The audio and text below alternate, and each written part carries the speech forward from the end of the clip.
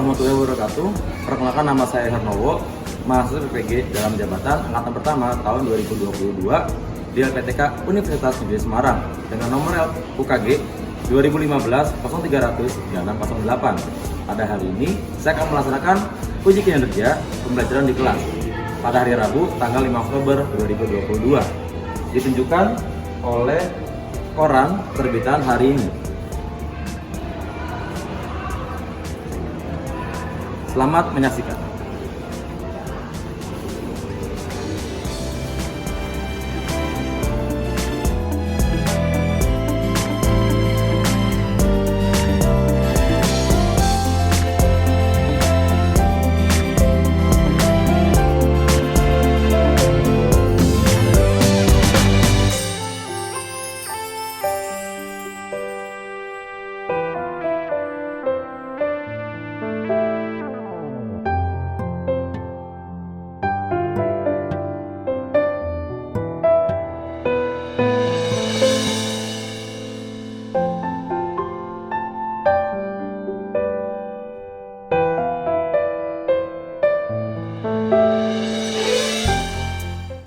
Oke, baik. Assalamualaikum warahmatullahi wabarakatuh. Waalaikumsalam warahmatullahi wabarakatuh. Oke, baik. Selamat pagi semuanya, anak peminatan B ya. Oke, ya. Apa kabar hari ini? Baik ya. Oke, baik. Baik, ketemu lagi dengan Bapak ya di pelajaran kimia ya Rabu 5 Oktober 2022 ya. Oke, baik. Sebelum mulai kita berdoa dulu ya. Perwakilan atau anak memimpin doa, silakan Adif.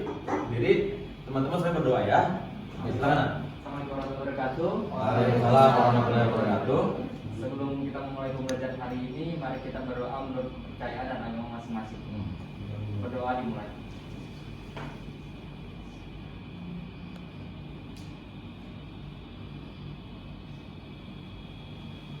Doa selesai. Oke, terima kasih Nadif ya. Kembalikan dulu ya. Baik, nah setelah berdoa kita akan menyanyikan lagu nasional ya. Dalam hal ini kita menyanyikan lagu Pada Negeri ya. Silakan berdiri di tempatnya masing-masing. Kita akan menyanyikan lagu Pada Negeri ya. Oke, baik.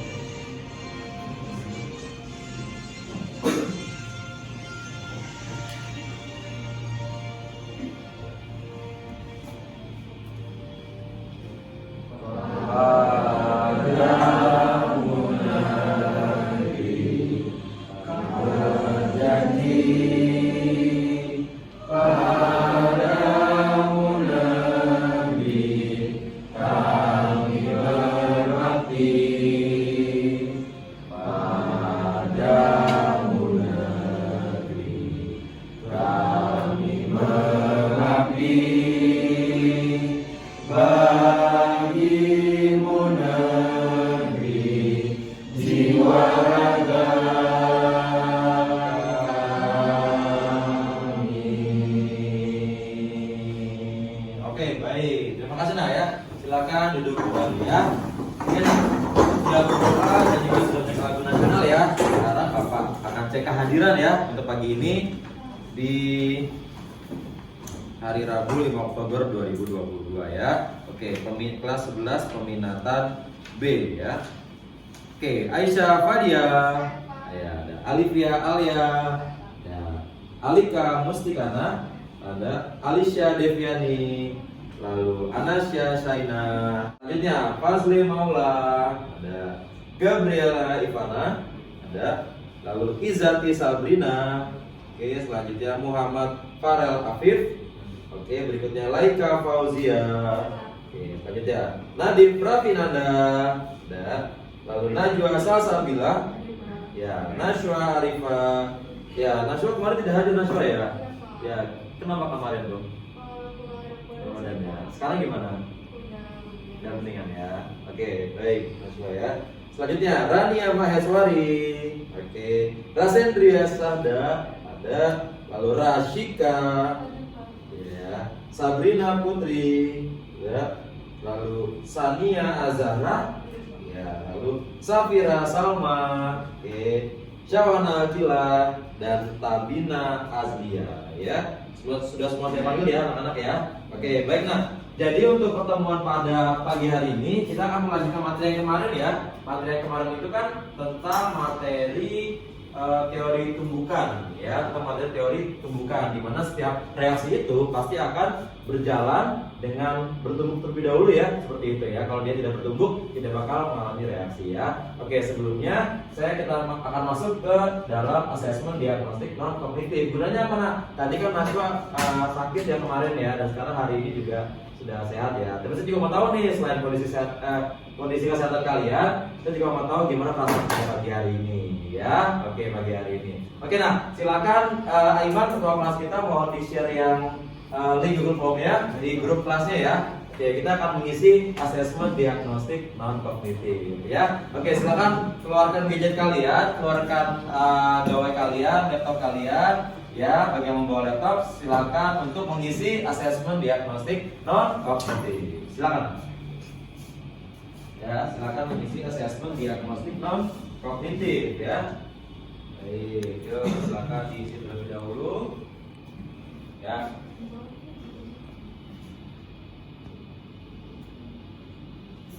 Ya, silakan diisi.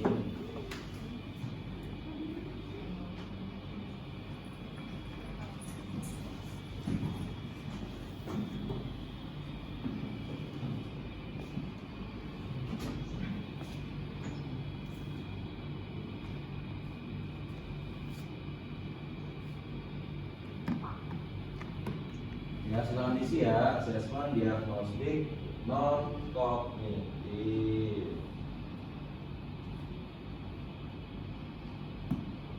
Ya, gimana kabarnya pagi ini? Saya mau tahu nih, yuk.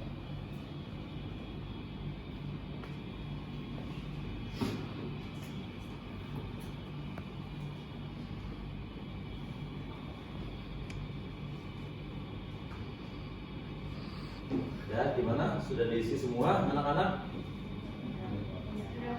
Sudah ya? Oke, saya mau cek ini untuk asesmen diagnostik dan kognitif ya.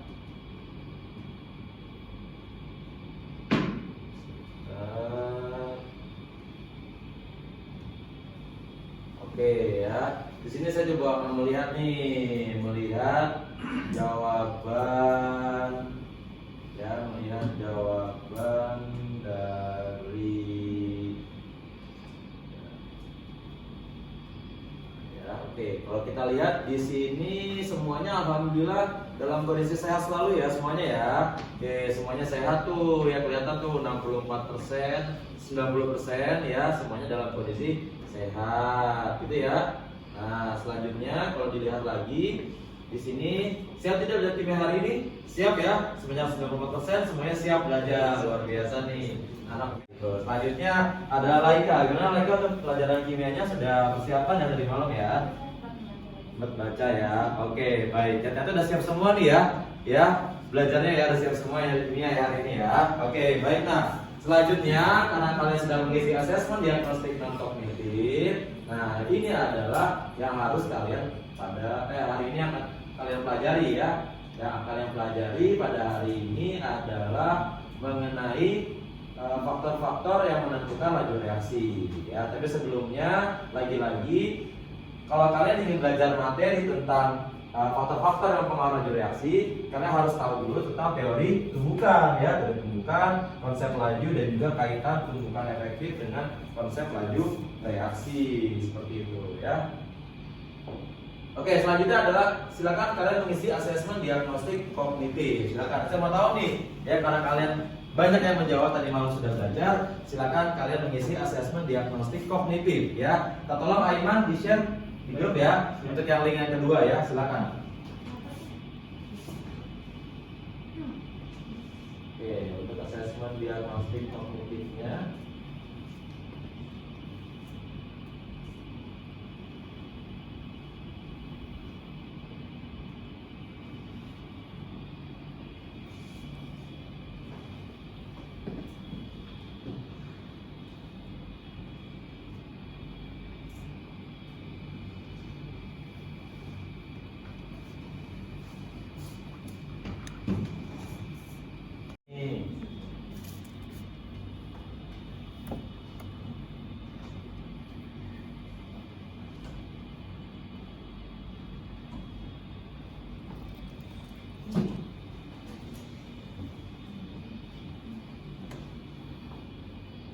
Ya, asesmen diagnostik kognitif nih. Saya mau lihat nih, apakah ada yang sudah selesai belum?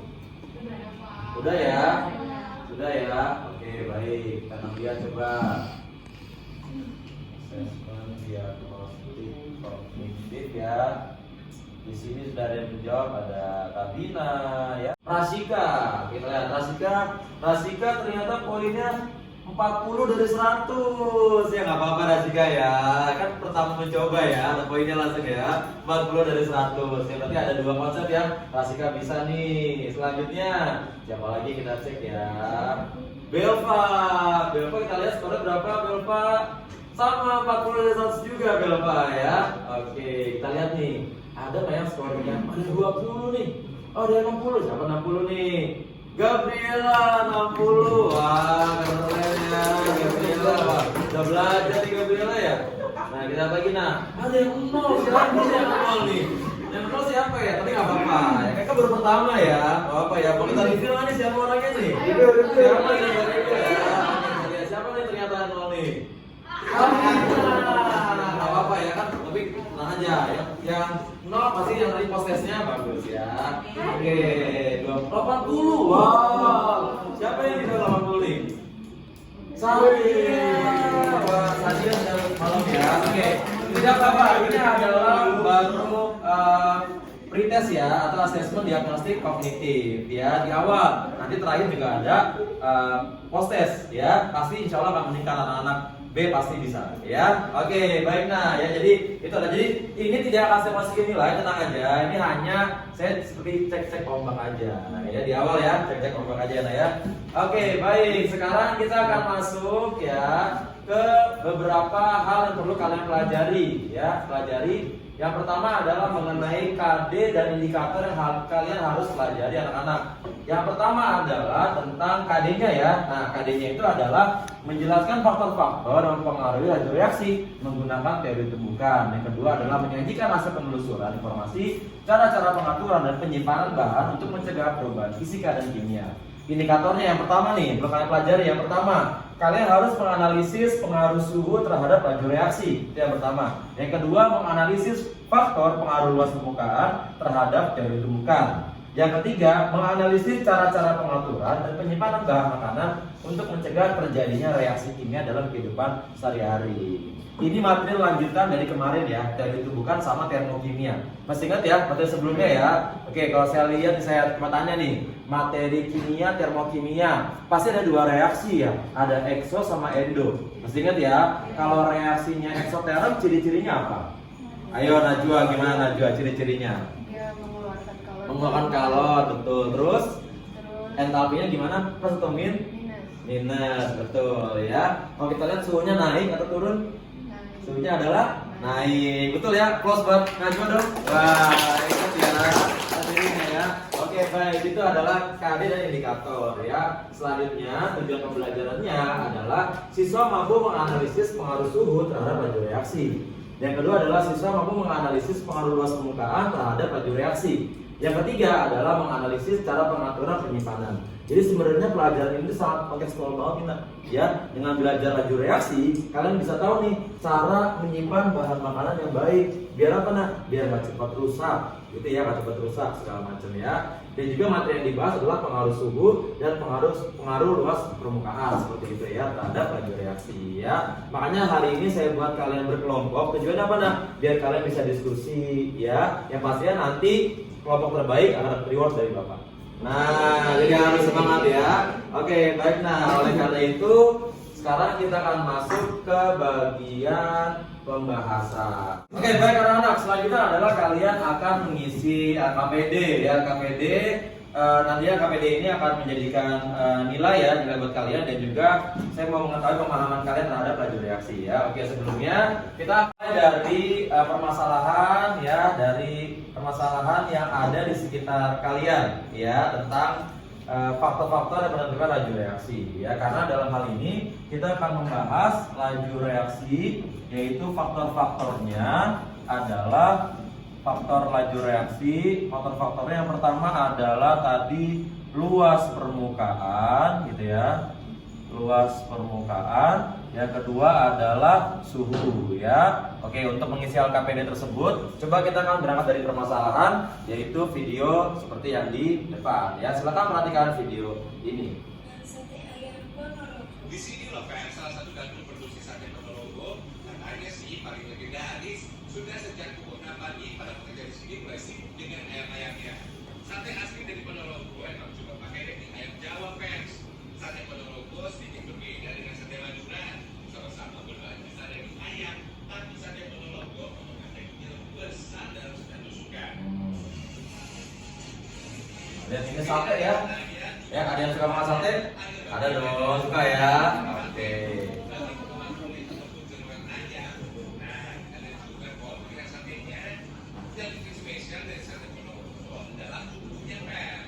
Nah, lihat tuh. Nah, kalau kita lihat pembuatan sate,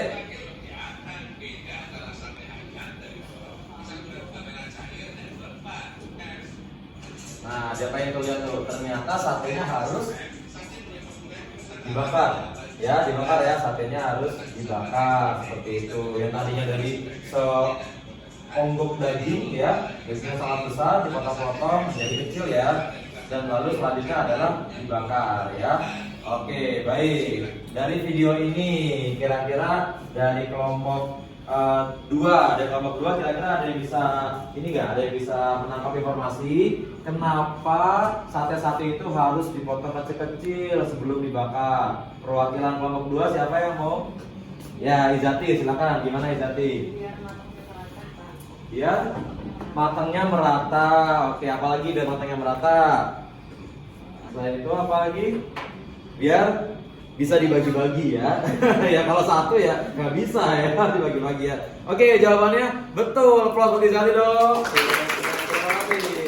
Perwakilan kelompok 2 ya. Oke, kelompok 2 saya masuk dulu nih, kelompok 2 ya. Betul banget. Jadi sate-satenya itu harus dipotong kecil-kecil dulu ya. Biar kenapa? Biar matangnya merata seperti itu ya. Oke, good. Kelompok 2. Selanjutnya, permasalahan yang kalian temukan ya dalam kehidupan sehari-hari yaitu video berikut ini. Silakan.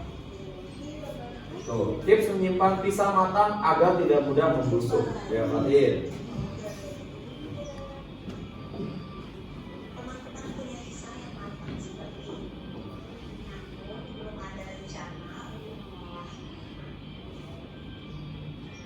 Maka saya akan berikan tips cara mengawetkan supaya pisang ini bisa awet satu mingguan.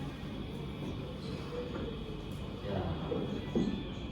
Karena jika pisang ini tidak segera kita awetkan, maka dalam waktu 2 hari saja pisang ini akan cepat membusuk. Mau tahu caranya gimana? Tonton terus ya videonya sampai selesai. Tapi sebelumnya jangan lupa subscribe dan tekan tanda loncengnya. Nah, kita lihat ya di sini ada cara untuk membuat biar pisangnya itu tidak cepat membusuk nih. Oke ya. Kira-kira diapain tuh pisangnya tuh? Nah, karena menurut informasi 2 hari pisangnya busuk nih. Nah, sekarang gimana caranya biar pisangnya itu awet tahan lama ya? Tetap mengeluarkan pisang yang lainnya. Jika pisang ini kita biarkan dalam keadaan masih ada kulitnya, maka dalam waktu 1 hari atau 2 hari Tuh, 2 hari busuk ya. Nah, sekarang kita lihat di sini kira-kira diapain nih? Disimpan dalam toples dan ditaruh di freezer atau kulkas ya? Iya, freezer atau kulkas. Oke, baik. Nah, untuk video kedua dari kelompok 1 ada yang mau menyampaikan kira-kira mengapa pisang-pisang ini biar awet harus diletakkan di freezer atau kulkas? Ya, kenapa? Yo, silakan. Saya, Pak. Arya, oke silakan Arya. Perwakilan kelompok 1. Jadi menurut saya kenapa dia harus taruh dalam kulkas? Karena kalau misalnya yang mempengaruhi laju reaksi kan suhu, Pak. Ya. Nah makanya kalau misalnya suhunya diturunin, dia nanti laju pembusukannya jadi lebih berkurang ya. Oke, laju pembusukannya berkurang ya. Berarti dia mempercepat pembusukan atau memperlambat pembusukan? Memperlambat pembusukan. Jawabannya betul? Betul. Aplaus satu. Baik, terima kasih ya. Oke, baik gitu ya. Itu adalah laju reaksi ya, faktor-faktor laju reaksi yang kita lihat dalam kehidupan sehari-hari ya. Sekarang kita kaitkan dengan percobaan. Tadi kita pelajari kimia, harus kita kaitkan dengan percobaan. Ya, lagi-lagi laju reaksi itu adalah dapat dinyatakan sebagai laju berkurangnya konsentrasi atau bertambahnya konsentrasi produk ya. Nah, jadi di sini ada dua faktor yang kita akan kaji ya, dua faktor ya. Nah, sekarang untuk mengisi LKPD yang sudah kalian dapatkan, silakan kalian melihat videonya dan juga mengisi LKPD-nya ya. Lagi-lagi ini kita akan menganalisis tentang faktor-faktor yang mempengaruhi laju reaksi, suhu maupun luas permukaan ya. Oke, sudah pegang semuanya LKPD-nya? Sudah ya. Oke, silakan saya beri waktu sekitar 5 menit untuk berdiskusi dan juga mengisi LKPD-nya. Selanjutnya nanti ada 2 orang yang bakalan maju ke depan ya untuk mempresentasikan hasil diskusinya.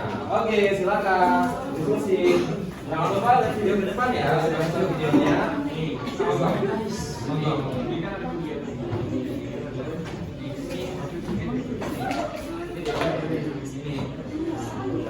Jadi kan selalu ada kegiatan satu, kita ada kegiatan dulu ya yang ada kegiatan A sama B ini. Ini kan ada dua pertemuan bidang satu.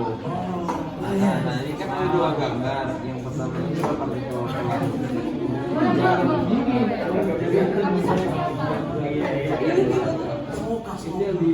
Ya, silakan ditulis ya.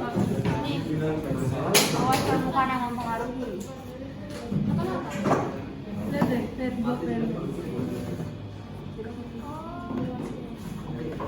Ya. Gimana kelompok 3 sudah di bagian mana kelompok 3 diskusinya? Beda 1 ya. Oke, apa yang udah tulis nih dari kegiatan pertama? Yuk, itu faktor apa nak? Faktor suhu apa luas? Faktor apa? Lihat judulnya udah kalian tulis. Faktor luas permukaan ya, faktor luas permukaan ya. Nah, gimana tuh? Faktor luas permukaannya gimana? Ada teori permukaan. Pertanyaan pertama. Ya, gimana? Jadi Laju reaksi yang paling cepat terjadi pada serbuk. ya serbuk ya. Oke, kita lihat di partikel serbuk ya. Ada serbuk sama tablet ya. Yang lebih cepat bereaksi adalah si serbuk. Nah, kalau dihubungkan dengan teori permukaan gimana? Kalau serbuk, apakah permukaannya lebih cepat, lebih banyak atau lebih sedikit? Lebih sedikit. Permukaannya ya. Oke, kalau kita lihat lebih sedikit ya.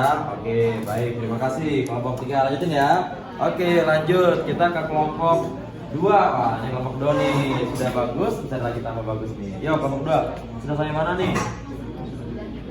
Kesimpulannya, wah cepat banget ini, mantap. Ya oke, sebelumnya yang sudah dilihat tadi berdasarkan tabel pengamatan yang luas permukaan waktunya berapa aja waktunya tuh? Untuk yang kepingan, butiran sama serbuk waktunya gimana?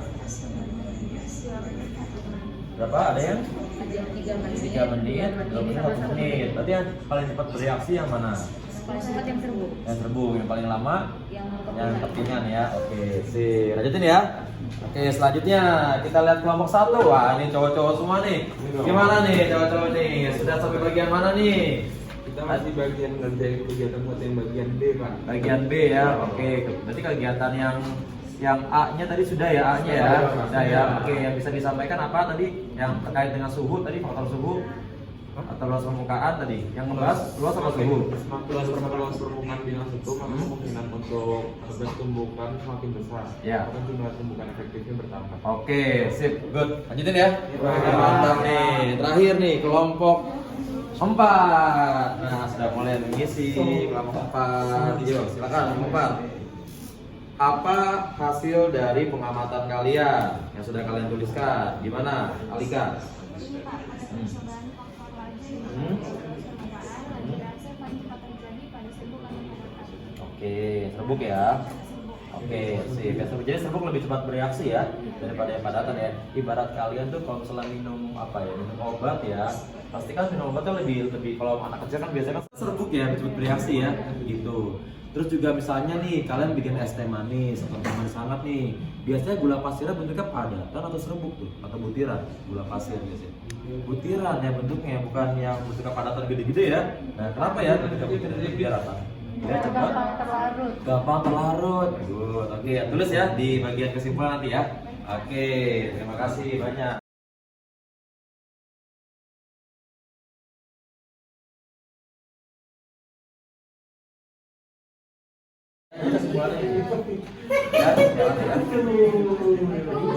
Ya, nanti di bagian ini kamu tulis kesimpulannya yang telah hasil diskusi tadi ya. Diskusi silakan nanti pada saat presentasi kalian silakan untuk memaparkan apa yang telah kalian diskusikan untuk kesimpulan.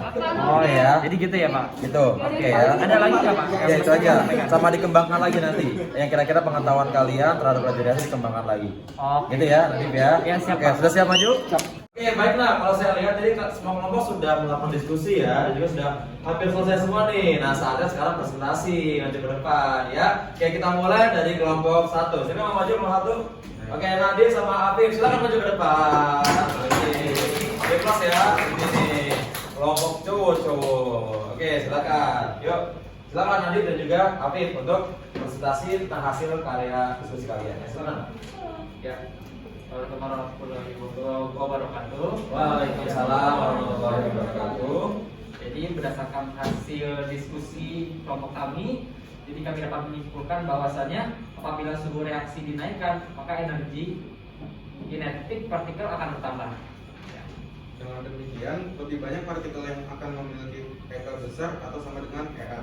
Hal ini menyebabkan jumlah tumbukan efektif akan bertambah. Oke, baik. Jadi kesimpulannya suhunya meningkat, tumbukannya jadi semakin efektif ya, dan jadi bisa terjadi reaksi ya. Oke, jawabannya betul nggak nih? Oke, jawabannya betul. Kelompok kelompok 1. Oke, terima kasih. Boleh kembali ke selanjutnya ya.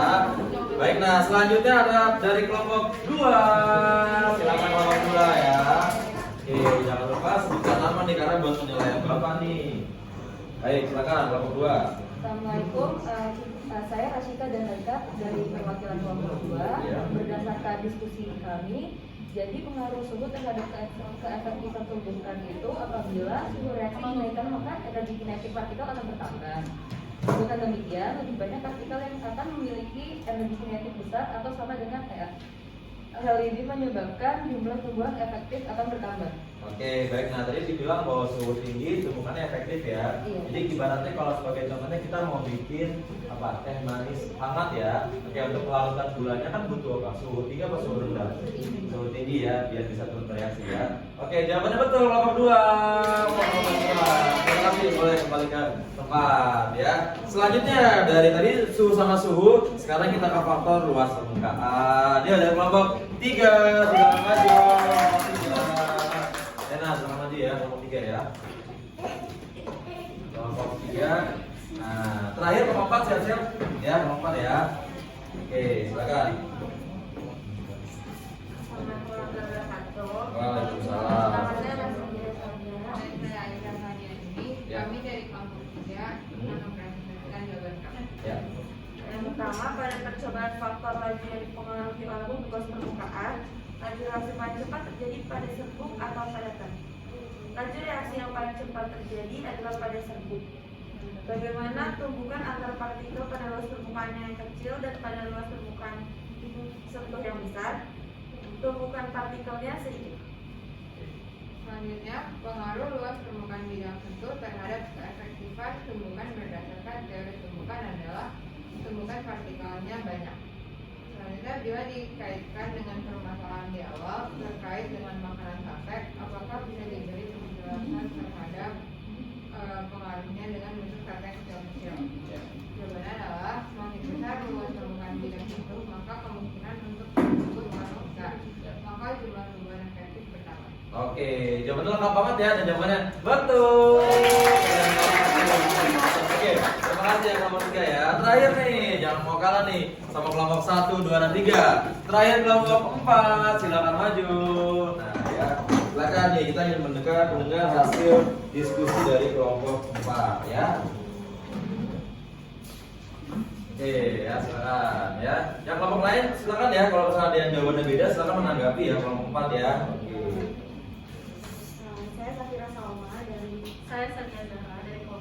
Kami akan mempresentasikan hasil diskusi kami mengenai luas permukaan bidang.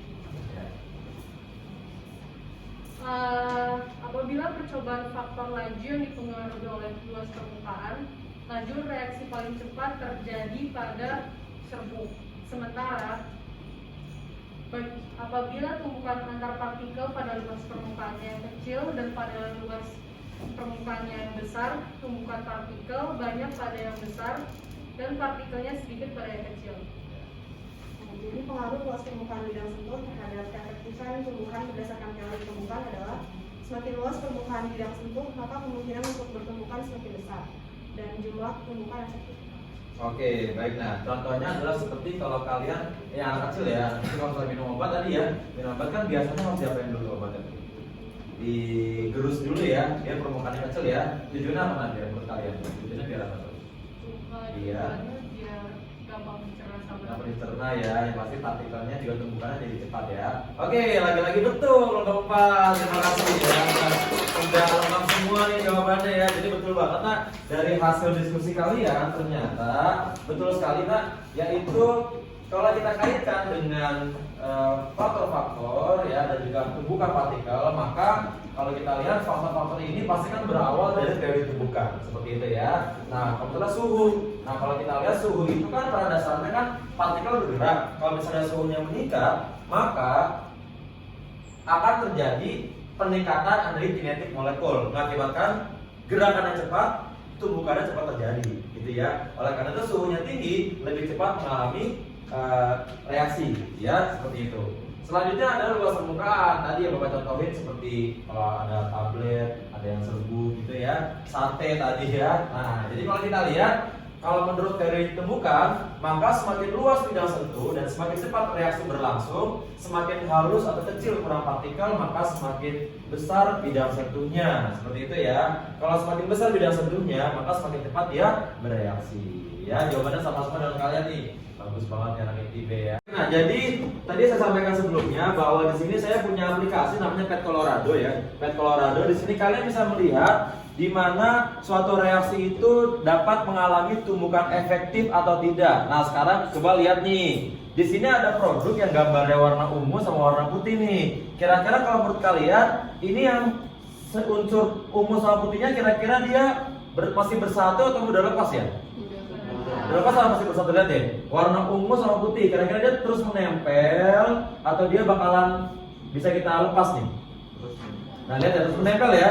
Dia terus menempel ya. Nah, sekarang kalau kita lihat kenapa dia terus menempel? Karena ternyata gerakannya itu tumbukannya sangat sedikit ya. Nah, sekarang bagaimana kalau tumbukannya kita kencangkan nih ya? Tumbukannya kita efektifkan. Kira-kira gimana reaksinya ya? Coba sebentar ya. Kita riset dulu. Nah, sekarang kita lihat untuk tumbukannya dengan powernya yang lebih besar. Kira-kira bakalan berpisah kah ungu sama putihnya nih? Kita cek ya.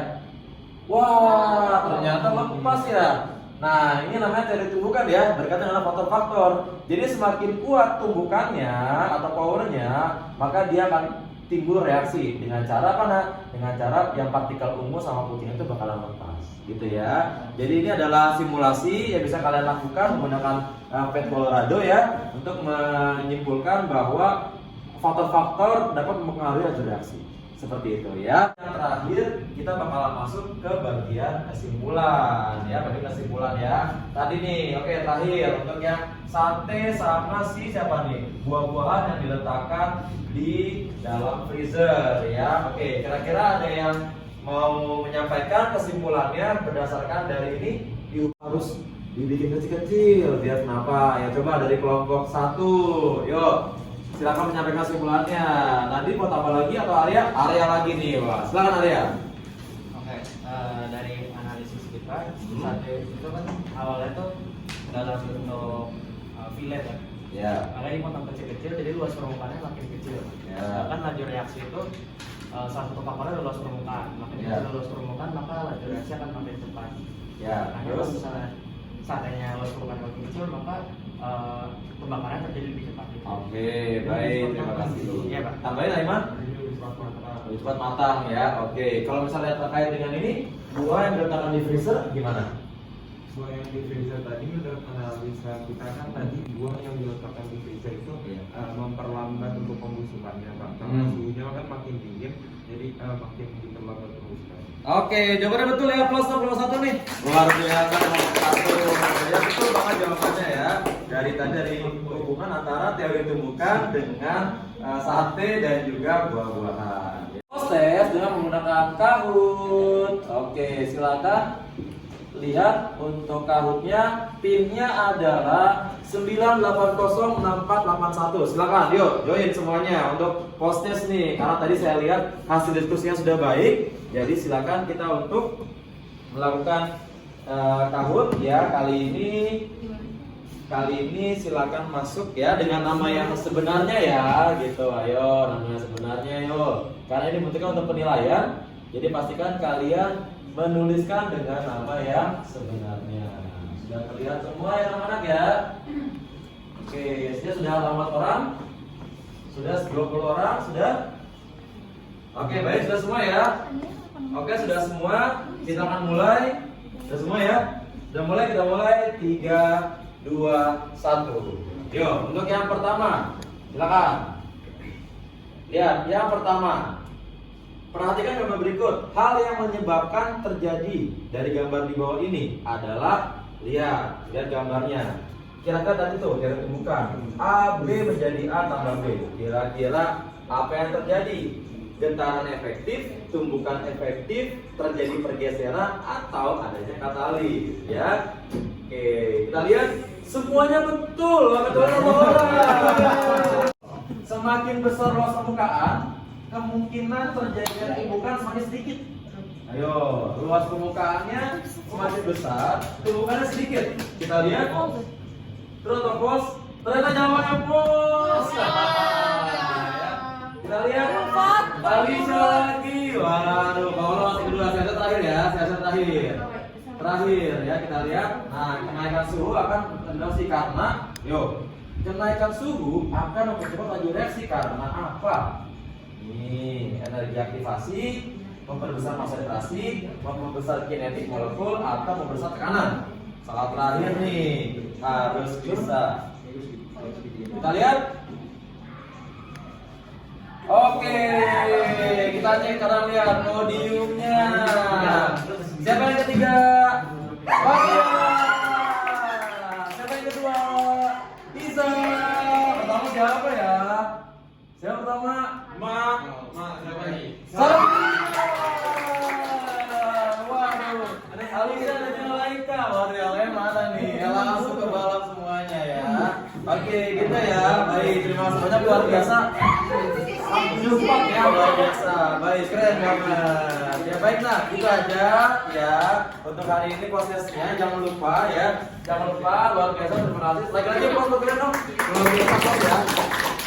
Baik, nah untuk pelajaran selanjutnya nanti kita akan belajar lagi ya anak-anak ya. Kita belajar lagi mengenai tentang laju reaksi ya, faktor ya, karena baru dua faktor. Sekarang faktor yang berikutnya yang ketiga sama keempat, yaitu tentang konsentrasi dan juga katalis ya, seperti itu ya. Jadi kita akan ketemu minggu depan mempelajari faktor-faktor yang lain ya. Oke, baik, sebelum kita tutup kita berdoa dulu ya. Mungkin tadi si Nadif boleh pimpin doa lagi untuk menutup pertemuan kita pada hari ini. Silakan Nadif berdiri. Kalian silakan ya, terus berdoa.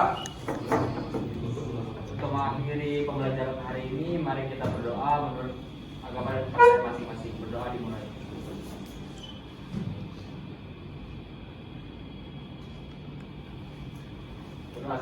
Oke, baik, terima kasih Nadif ya. Oke, baik anak-anak, ketemu lagi minggu depan ya. Minggu depan di pembelajaran selanjutnya.